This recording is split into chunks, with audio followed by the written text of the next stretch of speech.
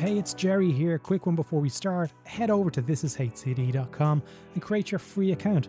Join nearly 1,000 members from around the world, add yourself to the map, search transcripts of every episode, discover new ones, and check out the journey management course that I teach with my good friend Mark Sticktorn.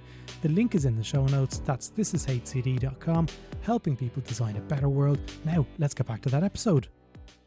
Hey folks, and welcome back to the show. My name is Gerry Scullion and I'm a human-centered service design practitioner based in the beautiful city of Dublin, Ireland. Today's guest is Sarah Stone McDevitt, and I'll give you the caveat up front. Sarah and I know each other socially. We live in the same part of Dublin, and usually when somebody tells me that they've written a book and they'd like to send me a copy, I do the polite thing and say, brilliant, yeah, lovely. But this one is quite different. I actually read it. The book is called The Round Table, and it's about relational intelligence and how it becomes your human advantage in the AI age. Now, Sarah started out wanting to be a documentary maker and ended up in the world of SaaS ecosystems, which she'll tell you herself was not the dream. She's dyslexic, phonetic dyslexia specifically, and she wrote this book by talking into a voice memo on her phone because sitting down to type it would have taken the guts of 7 years. The title comes from the back of the classroom. The round table was where kids who couldn't read too good got parked, and while the A students sat up the front at the sharp triangle tables learning facts and formulas and repeatable tasks. Have a think about who's very good at facts, formulas and repeatable tasks now. Now, before we jump in, there's 3 key takeaways to listen out for. First, we may have been measuring human value all wrong from the very start. In school, you were rewarded for memorizing. At work, you're rewarded for efficiency, speed, and volume. And that's what shows up in your performance review. Those are precisely the things that machines are good at now. And Sarah's question is, what happens to the identity of the human, the person whose entire brand was being the technical one, when the technical bits get automated? And her answer is that the kids down the back, the ones reading the room and having the crack, as we say in Ireland, and learning how to talk to each other, are quietly building the thing that's about to matter most. Second of all, relationships compound through inefficient practices. That's the line I keep coming back to. Talking to people for no reason, sending someone an article because you thought of them, with nothing attached to it other than you just care about them. Closing the laptop and putting the phone off the table, sitting with someone's story instead of waiting for your turn to tell a better one. None of that is efficient, and all of that is infrastructure that your working life is actually running on. And third, it's not humans versus AI, it's AI-empowered humans against other humans. Sarah is very clear that showing up, going well, I've got humanity and the machine hasn't, is not a strategy. The differentiator is your lived experience, the thing that makes you unpredictable. The reason you and I would solve the same problem in 2 completely different ways. Pattern recognition can't do that because pattern recognition needs a pattern, and we aren't one. We also get into empathetic structuring, which is Sarah's argument that we've leaned into so far into empathy in recent years that we've quietly dropped accountability. And why care about requirements when they don't actually serve anybody? One thing before we start, I'm doing something that I don't normally do. I'm running a competition and I'm buying a copy of the book for myself from Sarah, and I'm getting Sarah to sign it and I'm posting it out to you, going to the letterbox and posting it out. Not buying it through Mr. Bezos, buying it out of my own hand, my own money, and there'll be a link in the show notes to enter in the competition. Right, let's get into it. This is my conversation with Sarah Stone McDevitt. I know you're going to enjoy it. Enjoy.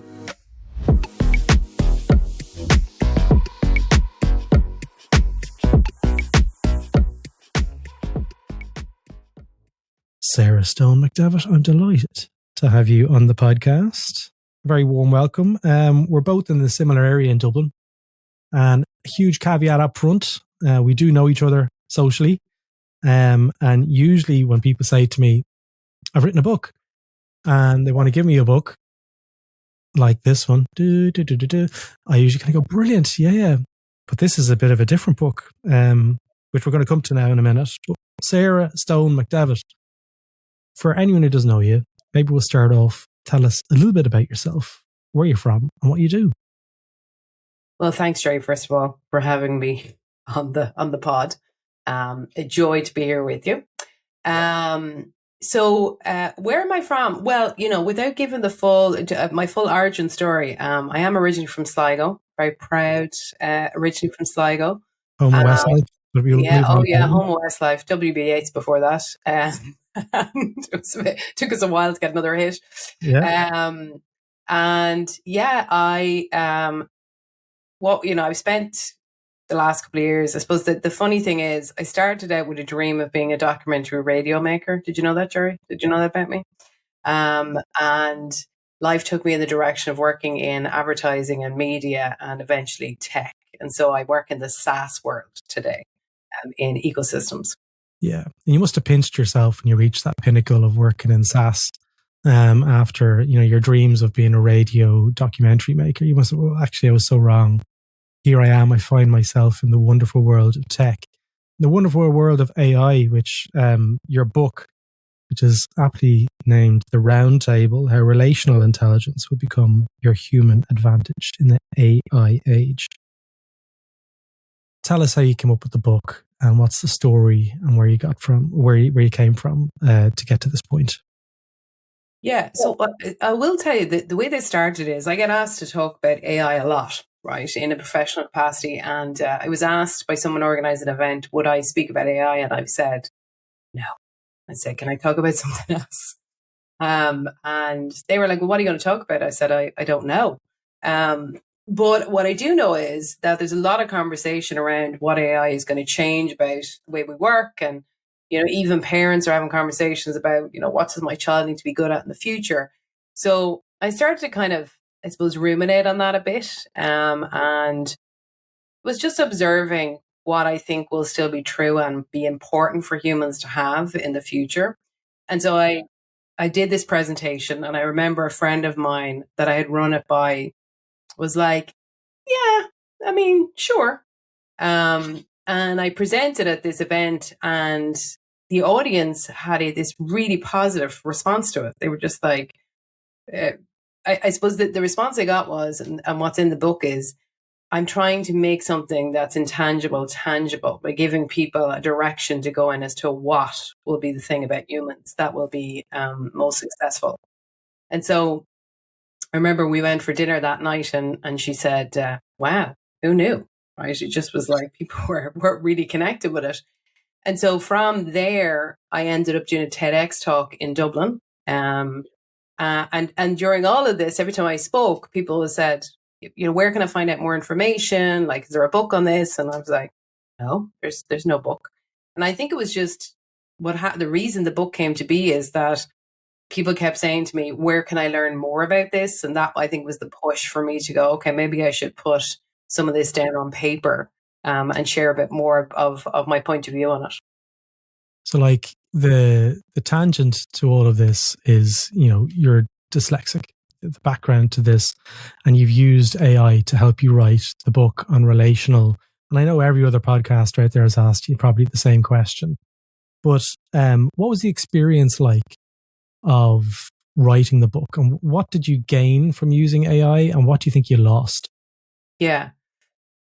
So maybe I'll explain the type of dyslexia I have first.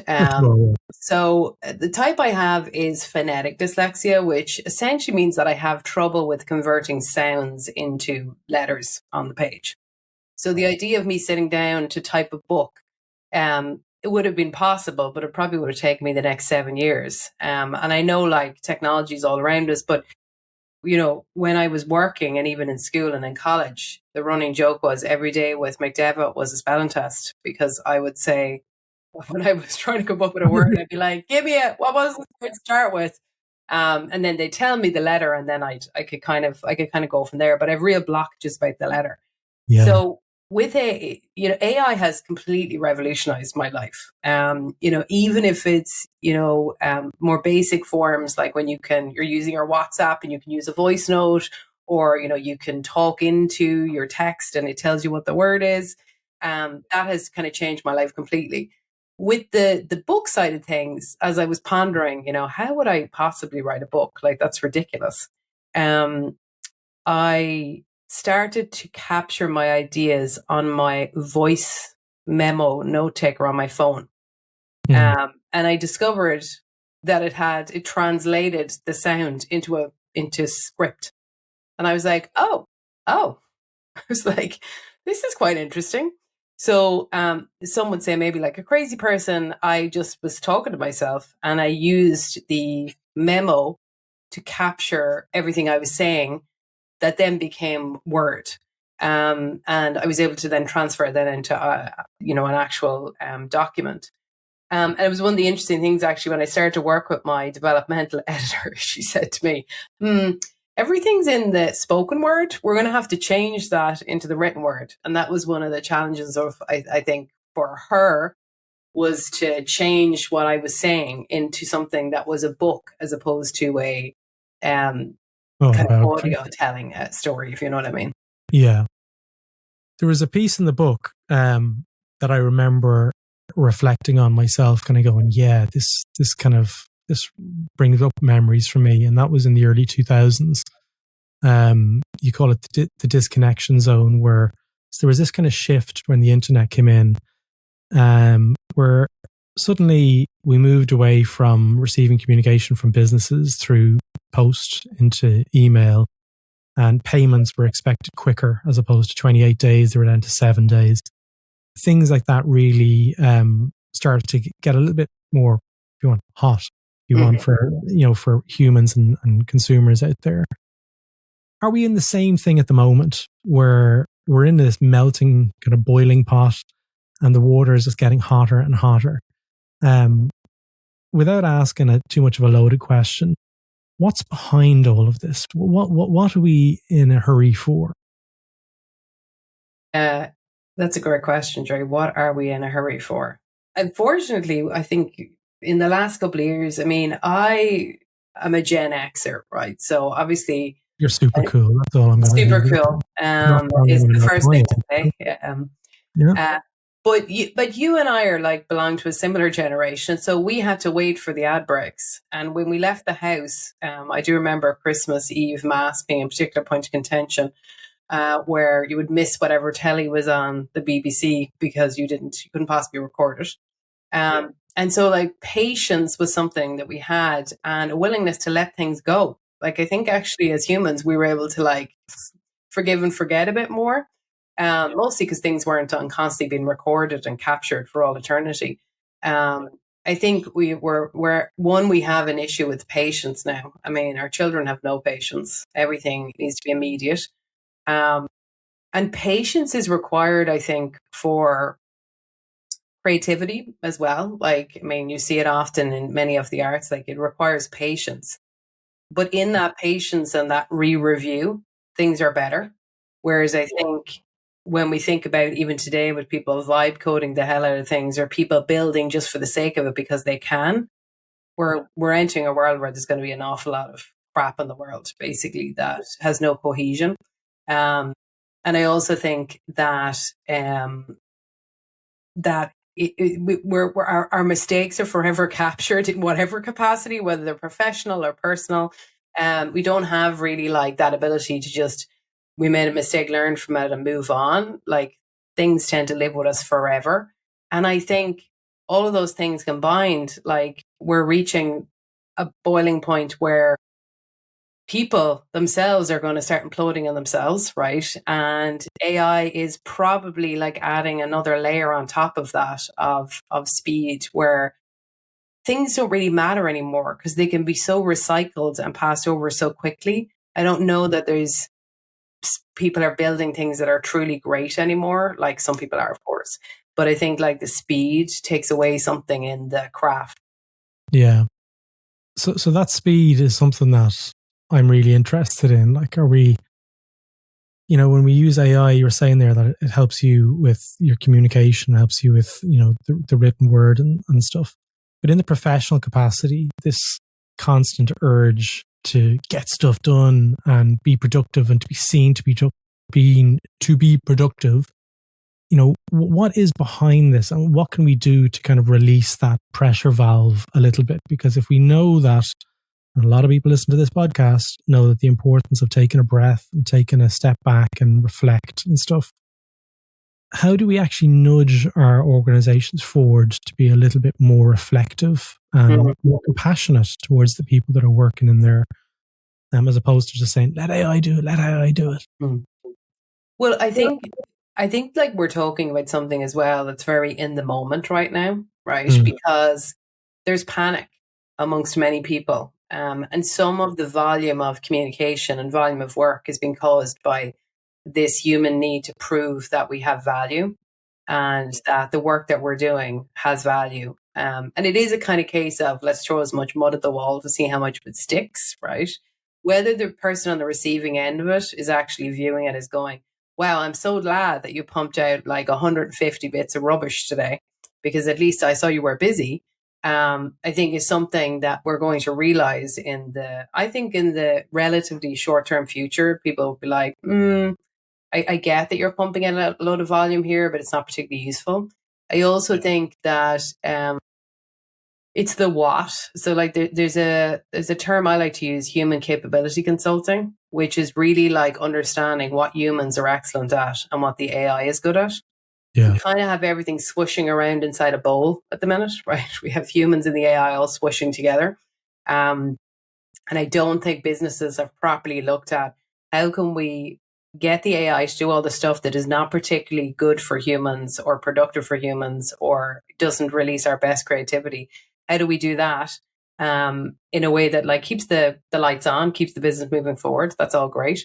But then taking the humans and really helping the humans understand where their value is now. Because up until this point, we've been measuring, in my opinion, human value completely wrong. Because if you think back to school, like you were rewarded for memorizing. In work, you're rewarded for efficiency and speed and things like that. And that's kind of what shows up on performance reviews. But, the question I'm asking is, what if we've been measuring human value all wrong to start with, right? And you will know like that the reason the book is called The Round Table is sitting at the back of the class at a round table because I was with the rest of the slow kids. As Zoolander would say, couldn't read too good. And what's really interesting is that, it's a great kind of metaphor for today where, the kids at the top of the class, sitting at these very sharp triangle tables, they were learning facts, formulas, and repeatable tasks. And guess who's very good at that? And us down the back of the class, you could say, are kind of the unstructured data, right? The unruly humans. That really we're spending a lot of our time just connecting with each other, having the crack, learning like how to talk to each other. You're having practice, having fun. Oh yeah, for the international audience, yeah. Yeah. So, we were down at the back as that unstructured data, observing the room really and understanding how we're going to navigate life. Whereas I often look at maybe some of the students that were the A-class students up the front, once their identity is being taken away now with AI, which is, if you think about it, that very process-driven stuff. What is their identity when you remove, some of the things AI can do? Yeah, exactly. It's funny, and when I was reading, and I did read a lot of the book, not all of it, I'm not going to fool my listeners, but this may come as a brutal shock to some of the listeners, but I may not have been an A-class student in school. And I do remember a lot of my friends were A students, and I remember one of their mothers saying to me, sort of like, prompted, you mightn't be the smartest, but you've got very high emotional intelligence. And I went home to my mother and I was like, what's emotional intelligence? And they're like, well, that shows that you've got like the ability to be able to read and, understand other people. And that mother, who was a psychologist, said like, that's going to become one of the most important aspects of your life. And I was probably only about 14 or 15. And I could see an awful lot, especially what you just said about being in the classroom. We're teaching these children, to play the game and to, it is a big quiz at the end of the day to retain this information. And that's carried forward into organizations. So, as you said, if you strip that back away, is it possible for those people to develop these skills that we're talking about, increased emotional intelligence or relational intelligence, as you refer to it as? I do.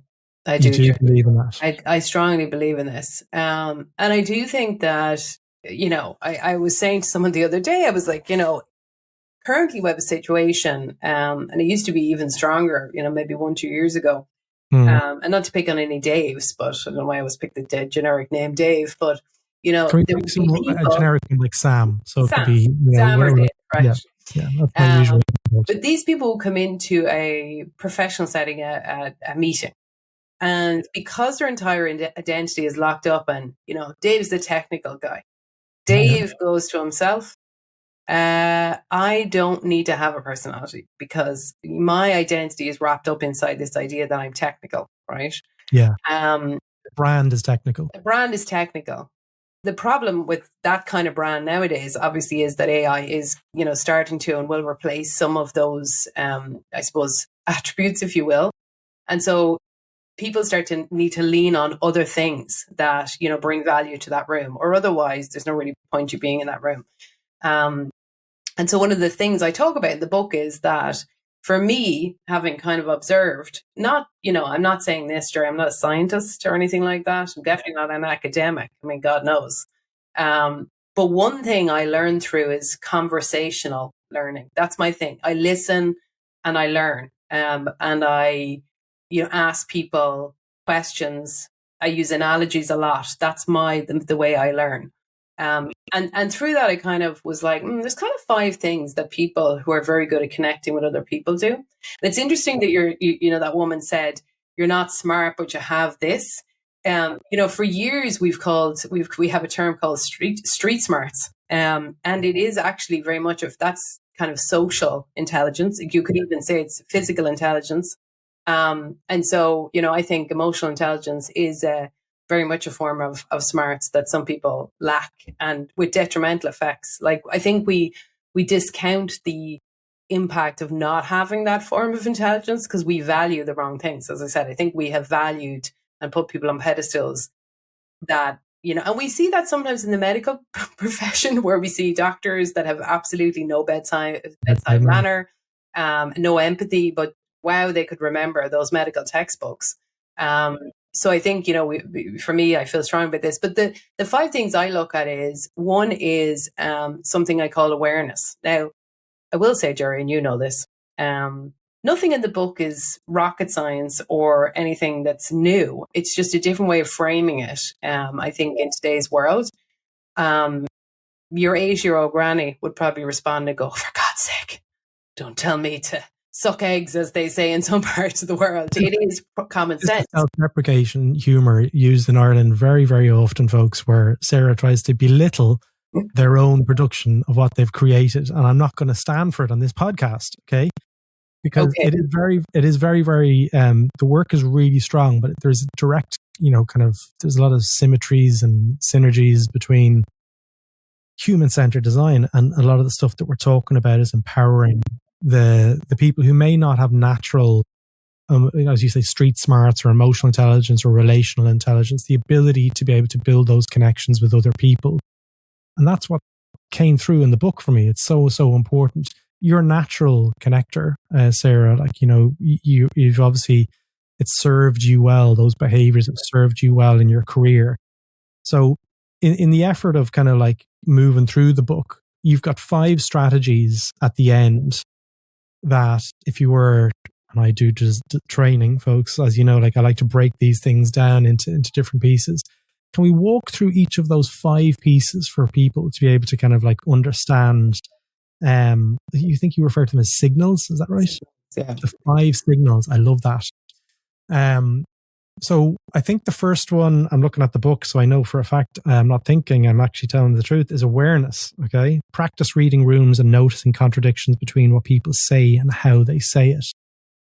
This is super important as a design researcher, folks, because whenever you're researching people and you're trying to understand, are they actually really talking about this stuff, or are they actually got a little bit of a frown when they're talking? We're always looking at the full context of the person that we're researching. So if you're in an organization, Sarah, how can people improve their awareness in the meeting sense, or in the workshop sense, or even in the digital form, like where we are here now as well at the moment? What's your advice to them on that? So, I mean, I guess it's related to the second signal, but I will say that for me, awareness is just that. You have to be aware of the dynamics in a room. You can't just assume the words that are coming out of someone's mouth is what's actually happening. So you just said there, you know, it's really interesting that if you have a group of people in a room and everyone's in violent agreement with each other that, you know, something's happening, but you notice there's one person down the back of the room and you can tell they're not entirely sure. You can just tell if you're like really like truly leaning into your awareness, you can tell. That is the time to stop and say, John, I feel like maybe you have a question or there's something there that's not resonating with you. Because if you don't do that in that moment and you don't start to like lean into those things, that person will be the person that will block, you know, progress later on in the journey because they didn't maybe want to speak up in that room, but you noticed.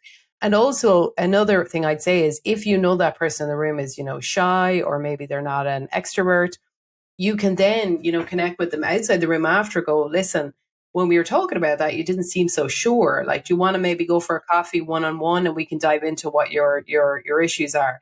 In a sales sense, I would say, you know, it's really interesting. We all know sometimes when someone raises an eyebrow, Gerry, and the energy just gets sucked out of the room. No one said anything. Nothing really major happened. But the whole dynamic shifts in the room and it's off, and you know now is not the time to push forward. It might be the time to just sit back for a minute. Yeah. It could even be a breath. It can be. You're absolutely right. So in the digital form, we lose an awful lot of that, the ability to read people. We can just see, you know, obviously chest height and above. But for people who are nervous, the sort of the foot jumping up and down, which I'm doing here at the moment, that's lost. So am I right? And I'm trying to distill this down into, you know, kind of the practice of design. Facilitation is actually one of the super skills to hone, to be able to understand that you're actually more of a chaperone, if you want. You're helping people through through that journey of making a decision to get to the next point, so that everybody is included. Yeah, you have to be the coach. You have to be a coach in that situation. You have to ask the right questions to really draw it out of people. I kind of you know, during the pandemic, I'm a very social butterfly. I thought I'd shrivel up and die when we all had to work from home. That's the honest truth. And one thing I started doing during the pandemic is I reached out to random colleagues, set up time. I'm sure they were like, who is this person setting up random time? But actually, like, if you can just spend a little bit of time talking about other things that aren't directly related to task, which is what I talk about a lot in the book, is the thing that helps you compound your relationships over time is inefficient practices. And one of those inefficient practices is actually talking to people. And that's quite difficult.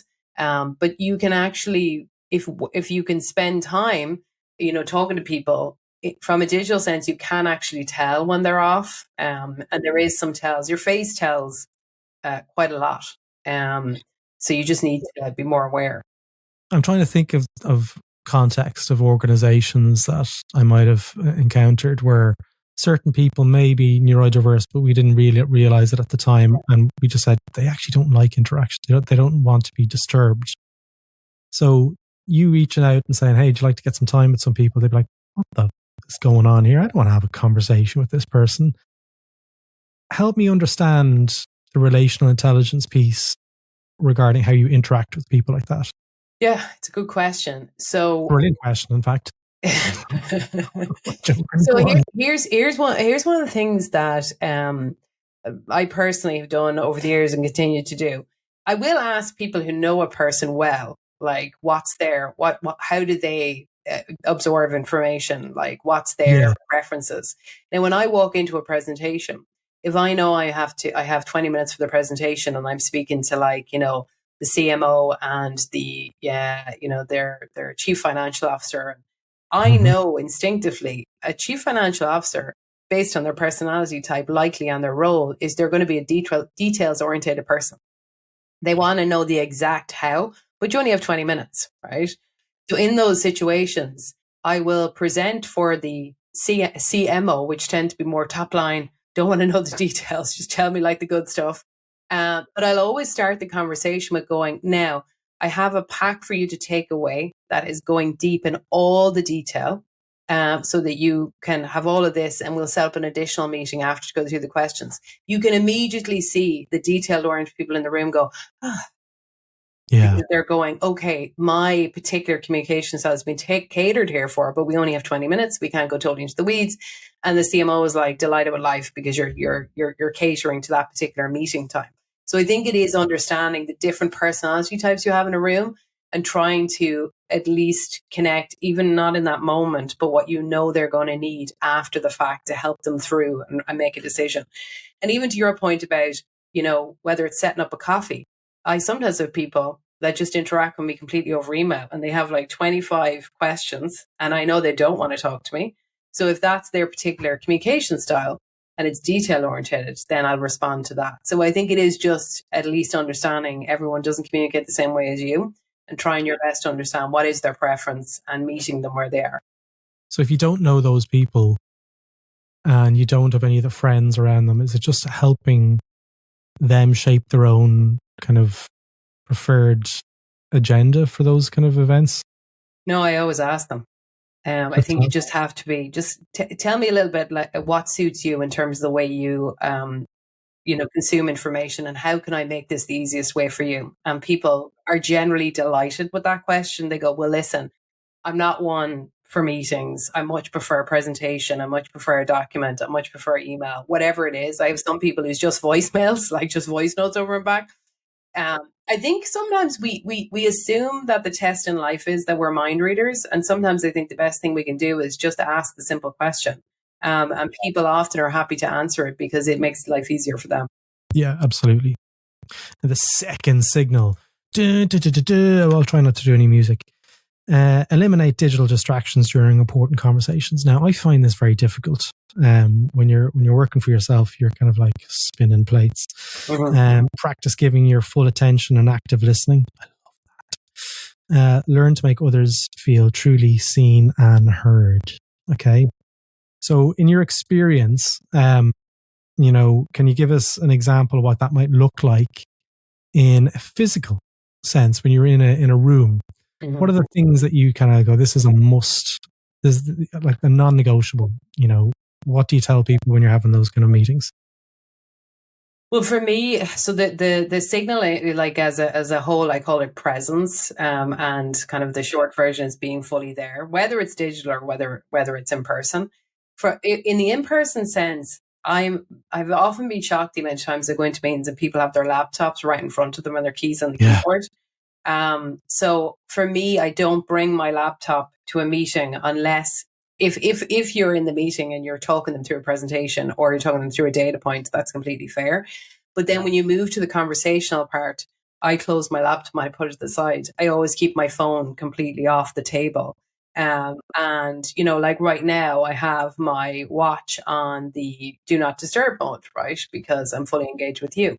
So I think it's that, but it's also the one thing that's really difficult for people. Like it's really difficult, I will admit. I think this is one of the things we've lost is people are super interesting. If you look them in the eye and you have a conversation with them and you're like really truly engaged with them, they're interesting, right? And the thing that it also people need to understand and realize the value of the future is if we're engaged and we're fully connected with each other and we're having a really interesting conversation, you feel that you will give me more in that conversation than if it was purely a transactional one. Like you will tell me a story or you will go down a path if I'm interested in you. And the feeling, truly, not just seen and heard, but truly acknowledged is not waiting for your turn to tell another story, right? So sometimes it's hard as humans, but when someone tells you a story, and it's very Irish actually, is to just take their story and sit with it and maybe you don't always need to, you just sometimes need to go to them, wow, that must have been really rough for you. How can I support you without going, oh, well, if you think that's bad, you want to hear what happened to me, right? And I think like we're all guilty of that. So I think that's the acknowledgement part is just to sit with other people's stories. And if you can do that, you're actually like learning way more than you do rather than this tennis match of over and back where you're trying to like outdo each other. Yeah. So one of the pieces that I didn't see in the 5 signals, and that was the ability to give feedback. Okay. Mm-hmm. And I listened to my wife, who works for a big tech company, and they do these kind of 2x2s. They're called giving people feedback at certain things, what they can do better and so forth. In those meetings that you're talking about here, sometimes people can come across, this is going to become as a shock, folks, come across wrong in meetings. Their personality overloads and they dominate the meetings. You know, presence is like it's a balance. Like, you can bring so much and you can bring so little. How do you manage that when people are so over present and dominating, where it begins into that world where it's actually destructive to the event? Well, I would say that some of that is driven by being uncomfortable with the tension of a performance conversation. And sometimes it's better to bark at people so they don't have any chance to respond, or, you know, show any kind of emotion that you might be uncomfortable with, is my personal view on this. So I think, you know, if being present is also about being able to sit with the uncomfortable silence. And, you know, I learned this when I worked with a load of technical consultants. I remember I would say things on a call and they'd be like, and in the early days, I'd be like, is that okay? Like, what are you thinking? You know? But actually, the more I got to know them, I just said nothing. I said nothing. I just waited, and I was very comfortable in the waiting, and I knew they were processing. And then eventually they'd say, I've got a follow-up question on that. And I'd be like, wonderful, let's deal with that. So I think, you know, you have to, even if you think about the different roles that we have, like some technical people, their minds are processing. So some other people are like very on the surface, like, so they can like be very quick about that. But there is a necessity with presence to sit with the uncomfortableness. I remember trying that out, Sarah, when I was in Sydney. I was doing a project for a business, and I was working with lots of developers who were technical.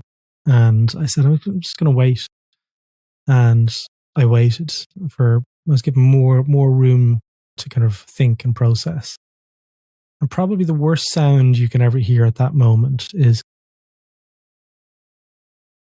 a snore. I heard a snore at the back of the room. Yeah. And I was just like, is he asleep? He looked like Peter Griffin, in fairness. So I gave him too much time. Gave him too much time to think. Moving on, empathic structuring. Okay, yeah. So building care and boundaries into your work and processes. Now, Rachel Dekas, who's a really good friend and does work with us at Humana, is a trauma-informed design specialist, and this is super important. You know, that care and boundaries. How do you? What's your advice to businesses in there who maybe don't have a design function like we would like to see? What steps can they do to protect their employees, especially when they're working like this? Yeah, so you actually said feedback is not in the signals, but actually designing feedback systems is part of empathetic structuring. I'll forgive you for that one, Gerry. It is. So it's kind of inherently linked to the whole AI situation, right? Because one of the things that AI does is it doesn't really care. It will optimize, it will do what the thing that needs to happen, but it doesn't really care if it makes a mistake, right? And so the AI is not going to lie awake at night going, oh man, I messed up, I need to make this right. The AI is not going to do that. But one thing I'm finding is, you know, humans want other humans to be accountable to them because they want someone to want to fix it and they want someone to feel bad about it, right? And if you're creating an environment of empathetic structuring, you're saying, yes, we absolutely care about you. Like, we want to make sure that you're happy. But at the same time, we're going to need you to show up and do your job properly, and you're going to be held accountable for not doing it. And if I think in recent years, we've leaned far too heavily into empathy. And it's created this situation where people are like, I can say anything that I want. And I kind of, you know, don't have to be accountable to people because people are being so empathetic to me. It is about going, yes, we care about you, but still we have requirements, and your team has requirements of you, and the business has requirements of you that you need to do that. And I think that the same is true probably in any organization where you have to have some rules and guidance around the way the humans interact with each other. Because if we all just said, we're all humans, sure, that's enough, it just simply is not enough, because everyone is a different human. We all have different morals. We all have different, values in the way that we do things depending on the way we were raised. And so for me, empathetic structuring creates this like shared sense of responsibility and guidance about, yes, we care about each other, but we also are accountable to each other to deliver things. And I think for me, that's kind of one of the most important things. Connection capital. Okay, this is a very fancy word for networking, I think. Is that right? Well, networking is more of a harvest, I would say. Maybe relationships, would that be a better? I would say banking on relationships and how important they are. It's banking on relationships because, if and I talk about this in the book a bit, my grandfathers were farmers. And you really, at harvest time, if you needed like extra, farm labor or something like that, your reputation mattered, and who you were connected with and had like a long-term relationship with mattered. Because if you needed someone in the next harvest season, you didn't want people going, I don't know anyone. Like you want a network you can activate, right? I think in a business sense, sometimes we have an over-reliance on the one person we know in that business. So we kind of tether ourselves very loosely to them. And so what connection capital is about is really like mapping out everyone within an organization to understand who, all of the different ways they interplay with each other. So if a person leaves, your relationship doesn't break down, because your relationship can't be with that one person. It has to be deeply embedded in there. Exactly. And then the other thing I'd say is that we tend sometimes in business, and maybe sometimes in our personal lives, to treat relationships as transactional. We kind of go like, oh, this is what it says in the contract. That's all you're getting out of me. That kind of treats the relationship as if it's a business and an entity. When you have a relationship with a person within an entity, you maybe send them an article you've seen about their industry to go, hey, I saw this and I thought it was really interesting. I was just going to pass it on to you. Those kind of non-transactional, contractual obligations where you just simply say to someone, I was thinking of you, in the world, and I just thought I'd share this piece of information.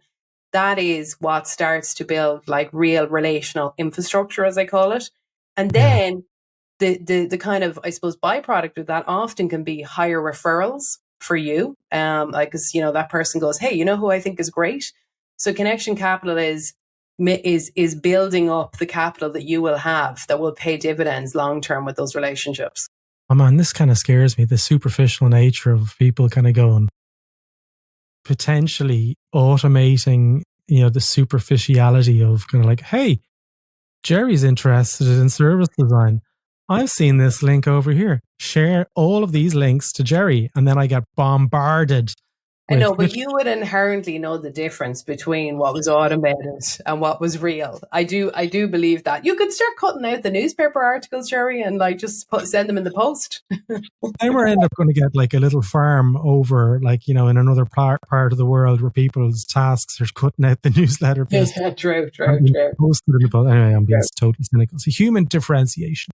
Yes. Leverage your intuition and lived experience, develop creative approaches that break established patterns, and practice authentic vulnerability and values-based judgment. Talk to me, Sarah. Tell me about this. So, this is probably one of my strongest beliefs, is that in the future, it's not human versus AI. It's, so if you're going, well, I'm going to show up with the humanity no AI has, that's just not going to work. That's stupid. It's going to be AI empowered humans and great humans against other humans, right? I think that's like the main message. And so one of the things that, again, AI is very good at is pattern recognition. So it looks at patterns and decides like, particular outcomes based on past, but it doesn't take into account humans are awfully unpredictable. And one of the things that makes us unpredictable is our own lived experience. And so me and you have, if we were approaching a problem, the likelihood is we would approach it very differently based on an experience we had in our lives. Maybe you've done it before in the past and you went, ugh, that was like, a dumpster fire. So I will do it a different way. Or maybe I'm coming at it from a total place of innocence where I've never had any kind of like workplace trauma in the past. So I'll approach it slightly differently. But, I was talking to an artist recently and she painted a picture. And she was telling me about her past and going like, oh, I wish I'd stuck with the art, sooner in life. And I was asking her like what the picture was about. And she was like, oh, it's about motherhood. And, my experience as being a parent, and I was like, if you hadn't done exactly what you've done, that picture would not exist, right? That creativity would not exist. So our lived experiences really are so important in the way that we produce solutions to problems.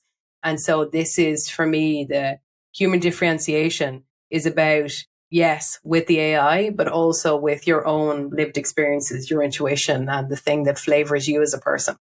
Yeah, I love that. I love that, Sarah. You're very special and putting all this stuff together. And I mean that, like, you're on the Human Centered Design podcast. I have no problem showing my emotion.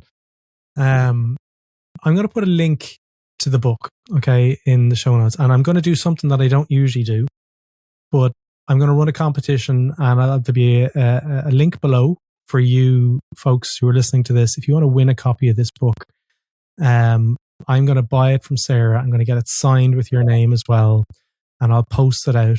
I will post it out. We're not going to go to Mr. Jeff Bezos.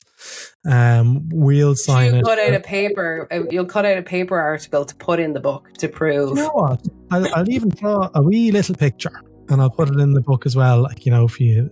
So I haven't decided how we're going to do it, but there'll be a link in the show notes. You can win a copy of the book, and it'll be signed by Sarah as well, because, as I said, we're in the same area and we do know each other. This isn't why Sarah's on the podcast, by the way, folks. It's not because I know her. And I only have people on the podcast who I really believe in their work. And Sarah is a great thinker. So feel free to connect with Sarah on LinkedIn. Check out their website. There'll be a link down there below as well if you want to find out more information, or if you want to have Sarah come to your organization and talk about this stuff. The book is fantastic. I'm not just saying that. And lastly, Sarah, I want to wrap up the podcast because I thank everyone who comes on the podcast for allowing me to go in many different directions and try and have a natural conversation, as opposed to these awful scripted conversations where they feel completely clinical. So thank you for giving me the opportunity to have a chat like that. Really appreciated it. Well, I really appreciate it. And one thing I'd say about you, Gerry, is that that comes across, because I feel nothing but relaxed, and I feel like this is a natural conversation. And I agree with you. Sometimes I get nervous going on podcasts sometimes because I'm like, oh God, I need to really be scientific about this, or come across like I'm some kind of genius. And it felt like just such a human conversation. So I'm very grateful for that. Nice. Sarah, you rock. I'll chat to you soon. Yeah. Thanks, Gerry.